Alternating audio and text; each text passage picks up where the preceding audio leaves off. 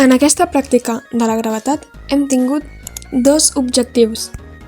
Són dos cossos del mateix volum però diferent massa, cauen al mateix instant i podem calcular la constant de la gravetat?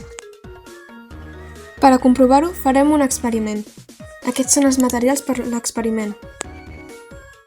Necessitarem dues pilotes de tennis, una amb un tall d'aproximadament 5 centímetres, aproximadament 180 grams de sorra, cinta mètrica i dos mòbils.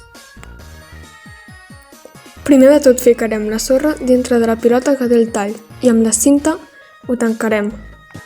Escollirem una paret i triarem dues mesures, que en el nostre cas són de 1 i 2 metres. Un mòbil l'utilitzarem com càmera, l'altre l'utilitzarem com cronòmetre. Agafarem les dues pilotes i les tirarem alhora, això 5 cops i des de les dues altures diferents, sempre cronometrant. Això ens dona un total de 10 tirades.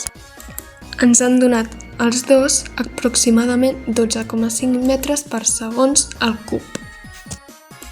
Les nostres conclusions han sigut que un cop fets els experiments hem pogut comprovar la nostra teoria, els cossos amb mateix volum i forma però diferent massa si cauen al mateix temps, el que varia el temps de caiguda és la forma degut al fregament de l'aire que quan més volum ocupa un cos més es frena, en canvi a l'hora de comprovar la segona hipòtesi la constant de la gravetat era 9,8 metres per segon, no ens ha donat bé el resultat i hem pogut pensar que era degut a que no hem tirat les pilotes a la vegada, no s'ha calculat bé el temps o no s'ha parat el cronòmetre al moment exacte o degut al fregament de l'aire.